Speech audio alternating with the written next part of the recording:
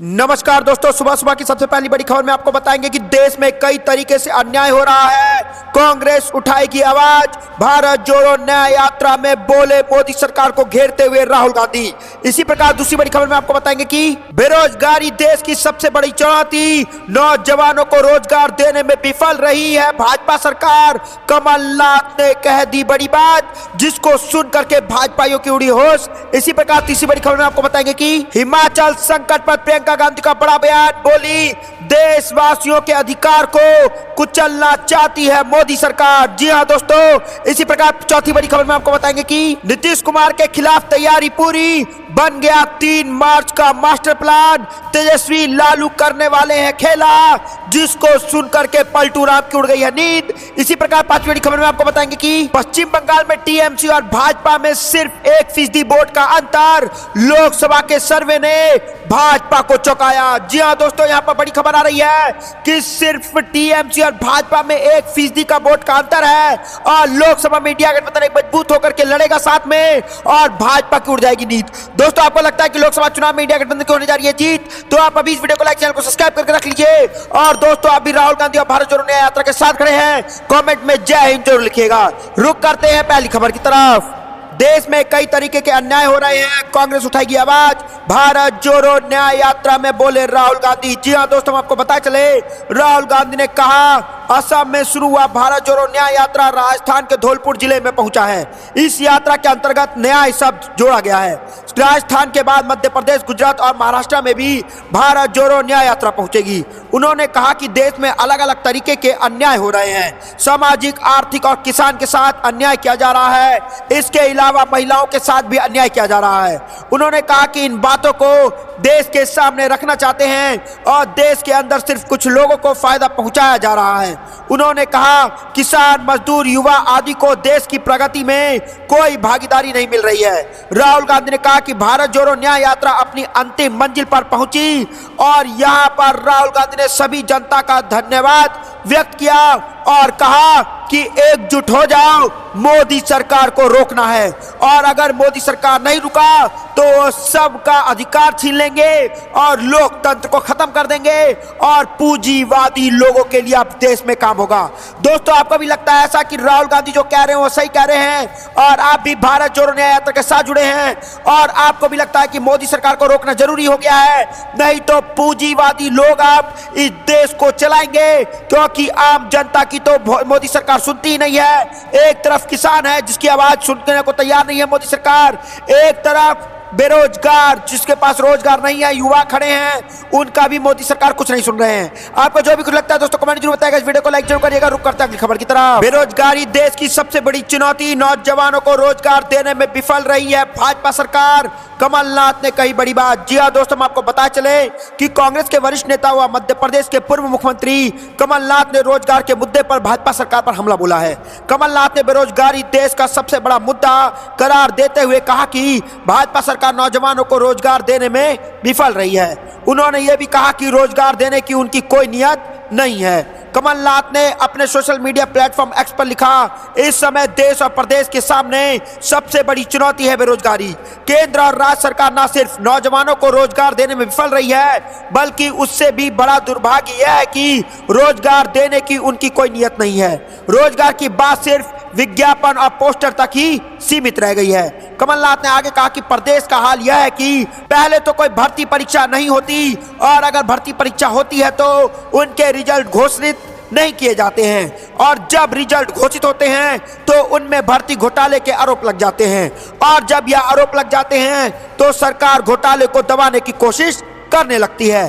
PCC chief ने आगे कहा कि नतीजा यह होता है कि कोई प्रत्यक्ष बेरोजगार होता है तो कोई चयनित अभ्यर्थी के रूप में बेरोजगार होता है, तो कोई नियुक्ति प्रक्रिया शुरू ना होने के कारण बेरोजगार रह जाता है। देश और प्रदेश के नौजवानों की यह आवाज राहुल गांधी भारत जोड़ो न्याय यात्रा में रूप में उठा रहे हैं और जनता का ध्यान समाज के असली मुद्दों की तरफ ले जा रहे हैं। ना उन मुद्दों की तरफ जो समाज को विभाजित करता है। तो दोस्तों, यहाँ पर कमलनाथ ने मोदी सरकार को घेरते हुए साफ साफ कह दिया है कि बेरोजगारी देश की सबसे बड़ी चुनौती है और नौजवानों को रोजगार देने में विफल रही है भाजपा सरकार।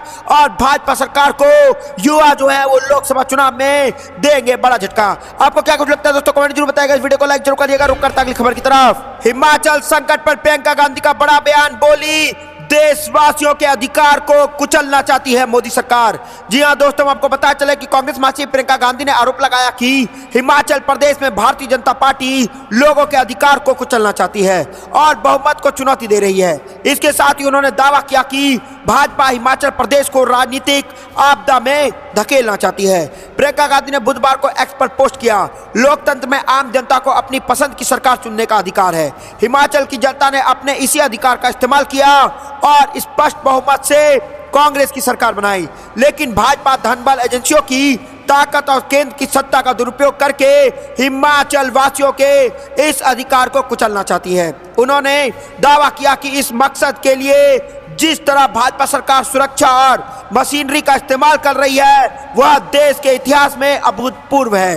प्रियंका गांधी ने आगे लिखा, 25 विधायक वाली पार्टी यदि 43 विधायकों के बहुमत को चुनौती दे रही है तो इसका मतलब साफ है कि वह प्रतिनिधियों को खरीद फरोख्त पर निर्भर है।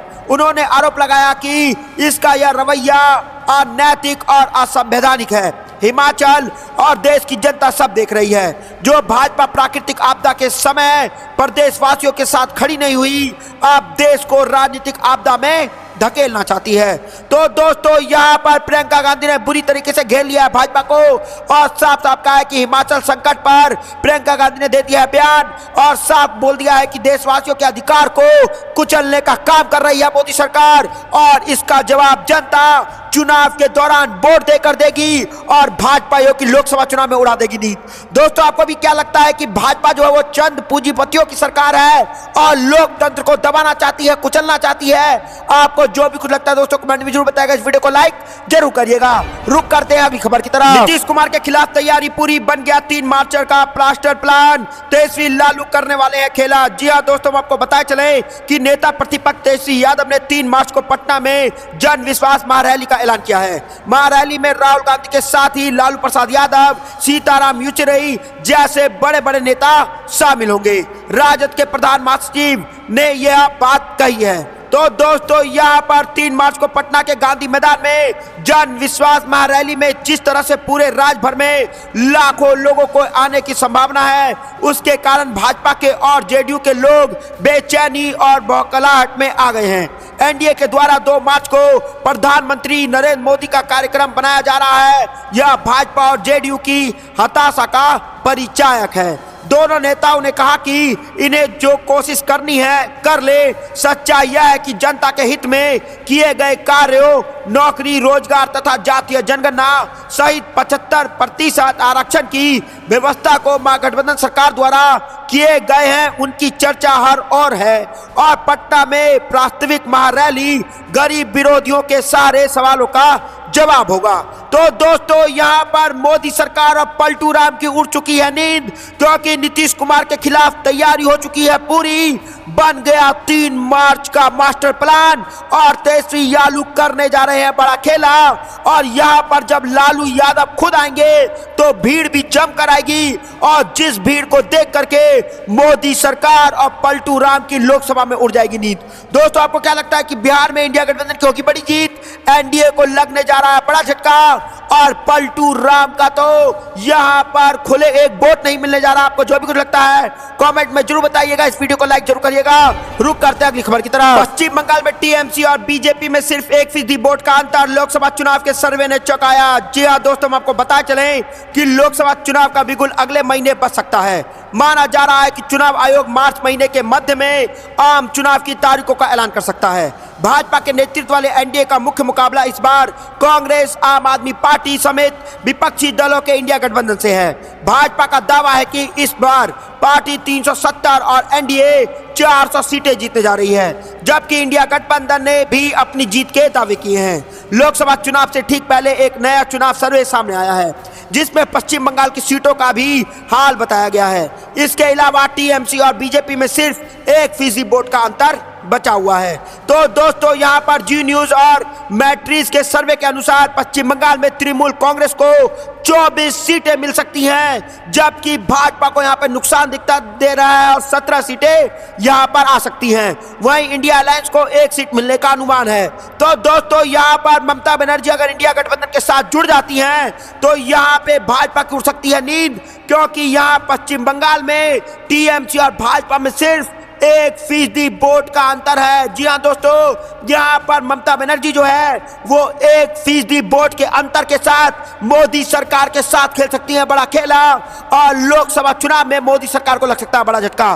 दोस्तों आपको क्या लगता है कि ममता बनर्जी को भी इंडिया गठबंधन के साथ एकजुट हो जाना चाहिए, क्योंकि एकजुट होकर ही लड़ेंगे तो लोकतंत्र को बचा पाएंगे और मोदी सरकार को रोका जा सकता है। तो दोस्तों आपको जो भी कुछ लगता है कमेंट जरूर बताइएगा, वीडियो को लाइक जरूर करिएगा। रुक करता है अगली खबर की तरफ। यूपी का रामराज दलितों के लिए मनुराज, योगी सरकार पर बरसी कांग्रेस, उदित राज ने लगाया छात्रों की हत्या का आरोप। जी हां दोस्तों, हम आपको बता चलें कि कांग्रेस ने उत्तर प्रदेश की भारतीय जनता पार्टी सरकार पर कड़ा प्रहार किया, करते हुए कहा कि राज्य में दलित, पिछड़े, महिलाओं और आदिवासियों पर अत्याचार हो रहा है और उनके लिए उत्तर प्रदेश में रामराज नहीं बल्कि मनुराज चल रहा है। कांग्रेस के असंगठित क्षेत्र के वर्कर्स और कर्मचारी संगठन के प्रमुख डॉक्टर उदित राज ने बुधवार को यह पार्टी मुख्यालय में संवाददाता सम्मेलन में कहा कि भाजपा का रामराज पिछड़े, दलित, महिलाओं तथा आदिवासियों के लिए मनुराज है।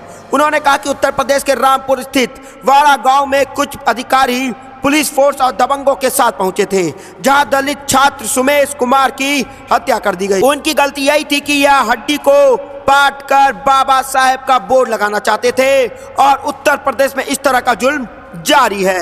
राज्य में कई सालों के बाद 60,000 पदों पर पुलिस कांस्टेबल भर्ती आई थी। इस भर्ती का पेपर लीक करा दिया गया ताकि रेगुलर भर्ती ना हो और लोकसभा बीत जाने के बाद भर्ती ना की जाए।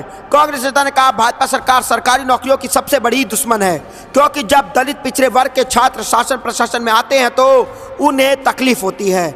हमारी मांग है कि रामपुर के दलित छात्र को मामले में जांच हो और दोषियों पर सख्त से सख्त एक्शन किया जाए, क्योंकि एसडीएम की मौजूदगी में यह सिस्टम जो है ऐसा काम कर रहा है। तो दोस्तों इस वक्त की बड़ी खबर आ रही है कि दलित लोगों के साथ है कांग्रेस और यूपी का रामराज दलितों के लिए मनुराज है। योगी सरकार पर बरसे कांग्रेस और साफ साफ कह दिया कि सब के सब योगी सरकार की चाल है।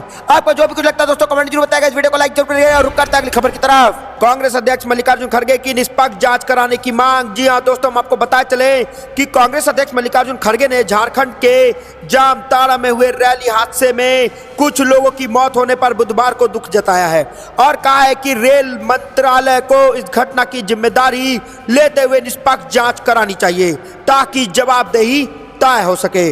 मल्लिकार्जुन खड़गे ने एक्स पर पोस्ट करके लिखा कि झारखंड के जामताड़ा में हुए रेल दुर्घटना बेहद हृदय विदारक है। कई लोगों की जान जाने का समाचार अत्यंत दुखदायी है। मृतकों के परिजनों के प्रति हमारी गहरी संवेदनाएं हैं और हम घायलों के अति शीघ्र स्वास्थ्य लाभ की प्रार्थना करते हैं। उन्होंने कहा कि रेलवे व शासन प्रशासन को त्वरित राहत बचाव का काम करना चाहिए और कांग्रेस कार्यकर्ताओं को हर संभव मदद करनी चाहिए। मल्लिकार्जुन खड़गे ने कहा कि रेल मंत्रालय को इस दर्दनाक हादसे की जिम्मेदारी लेते हुए उसकी निष्पक्ष जांच करानी चाहिए ताकि जिससे सुरक्षा में चूक हुई है उसकी जवाबदेही तय हो सके। तो दोस्तों यहाँ पर साफ साफ मल्लिकार्जुन खड़गे कांग्रेस के अध्यक्ष ने साफ साफ कह दिया है कि मोदी सरकार को निष्पक्ष जांच कराने की मांग कर दी है और साफ बोला है कि निष्पक्ष जांच हो कि इसमें जिसकी गलती पाई जाए उसके ऊपर केस हो, उसकी जवाबदारी हो और उसको जवाब देना होगा कि आखिरकार इतनी बड़ी असुरक्षा हुई कैसे, ये सुरक्षा में चूक हुई कैसे। दोस्तों आपको भी लगता है कि इसमें निष्पक्ष जांच होनी चाहिए और जल्द से जल्द दोषी को पकड़ना चाहिए? हाँ या ना कमेंट जरूर बताएगा। इस वीडियो को लाइक जरूर करिएगा।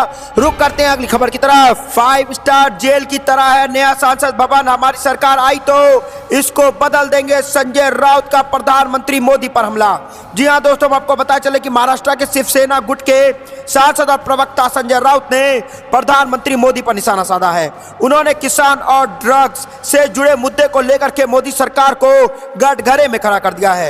इस दौरान संजय राउत ने नए संसद भवन को लेकर के भी बड़ा बयान दे दिया है। संजय राउत ने कहा कि सेंट्रल विस्टा की क्या हालत है, एक बार जाके देखना चाहिए। जो संसद भवन बनाया है वह ना काम करने लायक है ना बैठने लायक है।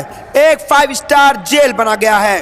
जो ऐतिहासिक धरोहर थी हमारी, जो हमारा ऐतिहासिक पार्लियामेंट था, हम चाहते हैं वह हमारी सरकार आए तो हम उसी ऐतिहासिक बिल्डिंग में पार्लियामेंट सेशन शुरू करेंगे। संजय राउत से जब प्रधानमंत्री मोदी के नारे अब की बार 400 बार के बारे में पूछा गया तो उन्होंने तंज कसते हुए कहा 400 पार बहुत कम बोलते हैं, 600 पार बोलना चाहिए, क्योंकि प्रधानमंत्री मोदी रैली में सिर्फ झूठ बोलते हैं।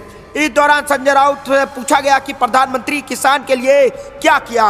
विदर्भ में सबसे ज्यादा किसान आत्महत्या कर रहे हैं। संजय राउत ने ड्रग्स को लेकर के भी मोदी सरकार पर जमकर निशाना साधा। उन्होंने कहा पूरे देश में सबसे ज्यादा ड्रग्स का खेप अफगानिस्तान से आता है और गुजरात से पूरे देश में ड्रग्स जा रहा है और गुजरात की सरकार आखिर कर क्या रही है। तो दोस्तों यहाँ पर संजय राउत ने मोदी सरकार पर उठा दिया है बड़ा सवाल और पार्लियामेंट को लेकर के कही है बड़ी बात और साफ साफ कह दिया है कि 5 स्टार जेल की तरह है नया संसद भवन। हमारी सरकार आई तो हम ऐतिहासिक धरोहर पुराने पार्लियामेंट में ही पूरी सरकार वापस चलाएंगे। दोस्तों आपको जो भी कुछ लगता है कमेंट जरूर बताएगा। इस वीडियो को लाइक जरूर करिएगा। रुक करते हैं अगली खबर की तरफ। मुरैना से एमपी में प्रवेश करेगा सीएम के जिले से गुजरेगा भारत जोड़ो न्याय यात्रा। जी हां दोस्तों, हम आपको बताए चले कि कांग्रेस नेता और सांसद राहुल गांधी की भारत जोड़ो न्याय यात्रा मुरैना से मध्य प्रदेश में प्रवेश करेगा। इसके बाद वह विभिन्न जिलों से होते हुए मुख्यमंत्री डॉक्टर मोहन यादव के जिले उज्जैन में पहुंचेगा। उसके बाद यात्रा राजस्थान की ओर रवाना होगा। 2 मार्च से 6 मार्च तक राहुल गांधी की भारत जोड़ो यात्रा मध्य प्रदेश में ही रहेगी। कांग्रेस के प्रदेश अध्यक्ष जीतू पटवारी ने बताया कि 2 मार्च को भारतीय जोड़ो न्याय यात्रा मध्य प्रदेश में प्रवेश करने जा रही है, जिसे लेकर के व्यापक पैमाने पर तैयारी की जा रही है। प्रदेश के नए प्रदेश अध्यक्ष जीतू पटवारी के कार्यकाल में पहली बार राहुल गांधी का मध्य प्रदेश में आगमन हो रहा है। लोकसभा के पहले निकल रही भारत जोड़ो न्याय यात्रा की कांग्रेस ने लंबे समय से तैयारी की थी। भारत जोड़ो न्याय यात्रा को सफल बनाने के लिए प्रदेश अध्यक्ष जीतू पटवारी ने एड़ी चोटी का जोर लगा दिया है। जीतू पटवारी ने मुरैना, ग्वालियर, शिवपुरा सहित कई जिलों में यात्रा को लेकर के बैठक और तैयारी को लेकर के कांग्रेस नेताओं के साथ रणनीति बना ली है। भारत जोड़ो न्याय यात्रा को लेकर के प्रदेश के मुख्यमंत्री डॉक्टर मोहन यादव पहले इस बात का जिक्र कर चुके हैं कि राहुल गांधी की यात्रा मध्य प्रदेश के लोगों पर कोई असर नहीं पड़ने वाला है। लेकिन यहाँ पर राहुल गांधी अपने यात्रा को लेकर के मध्य प्रदेश जाएंगे और मोहन यादव के गढ़ कहने जाने वाले इलाकों में से भी उस जिले से ये यात्रा निकलने जा रही है और मध्य प्रदेश में भी लोकसभा चुनाव में बड़ा झटका लग सकता है मोदी सरकार को, क्योंकि जैसे जैसे भारत जोड़ो न्याय यात्रा आगे बढ़ रहा है वैसे वैसे कांग्रेस के साथ जनता जुड़ती जा रही है। पूंजीवादी लोगों के जो लोग चला रहे हैं भाजपा को और उसको जनता हरा करके कांग्रेस की सरकार ला सकती है। आपको जो भी कुछ लगता है दोस्तों कमेंट जरूर बताएगा। इस वीडियो को लाइक जरूर करिएगा। रुक करता है अगली खबर की तरफ। सबका है राम मंदिर मैंने भी बनवाया है, देश का सबसे बड़ा हनुमान मंदिर, चुनाव सभा में बोले कमलनाथ। जी हां दोस्तों, हम आपको बताए चले कि कांग्रेस और भाजपा की राजनीति लड़ाई के बीच अब भगवान राम और हनुमान एक बार फिर चुनाव में मुद्दा बन चुके हैं। एक तरह जहां भाजपा अयोध्या में राम मंदिर बनवाने की बात कर रही है तो दूसरी तरफ पूर्व सीएम कमलनाथ भी अपने द्वारा बनाए गए सबसे बड़े हनुमान मंदिर का जिक्र चुनावी सभाओं में खुलेआम कर रहे हैं। पूर्व सीएम कमलनाथ ने छिंदवाड़ा में लोकसभा चुनाव की तैयारी सी शुरू कर दी है और अब चुनावी सभा भी करने लगे हैं। ऐसे एक चुनावी सभा में बोलते हुए उन्होंने कहा कि अयोध्या में जो राम मंदिर बनाकर तैयारी है उसे भाजपा अपने द्वारा बनाया हुआ बता रही है, जबकि वह सभी लोगों के पैसे से बना है। फर्क इतना है कि कोर्ट ने मंदिर निर्माण करने के आदेश दिए हैं और जो अभी सत्ता में है उसे बनवाने की जिम्मेदारी मिली है। मैंने भी तो देश का सबसे बड़ा हनुमान मंदिर बनवाया है, लेकिन मैंने कभी उसे बारे में जिक्र नहीं किया। राजनीतिक मंचों पर भगवान को लाना ठीक नहीं है। तो दोस्तों यहाँ पर कमलनाथ ने साफ साफ बोल दिया है कि कांग्रेस ने भी कितने बड़े बड़े मंदिर बनवाए हैं, लेकिन उन मंदिरों को कांग्रेस जो है वो राजनीतिक मंच पर नहीं लाना चाहती है और भाजपा सिर्फ भगवान राम की राजनीति कर रही है, उनको राम से कुछ लेना देना नहीं है। दोस्तों आपको भी लगता है कि भाजपा सिर्फ भगवान राम का उपयोग कर रही है राजनीति के लिए और चुनावी एजेंडा बनाना चाहती है, और कांग्रेस ऐसा नहीं करती है। कांग्रेस मुद्दों की बात करती है। भारत जोड़ो न्याय यात्रा में भी राहुल गांधी बार बार मुद्दों की बात कर रहे हैं। आपको जो भी कुछ लगता है कमेंट जरूर बताएगा। इस वीडियो को लाइक, चैनल को सब्सक्राइब करके रख लीजिए। और दोस्तों आप भी राहुल गांधी और भारत जोड़ो न्याय यात्रा के साथ जुड़े हैं तो कमेंट में जय हिंद जरूर लिखिएगा। जय हिंद, जय भारत।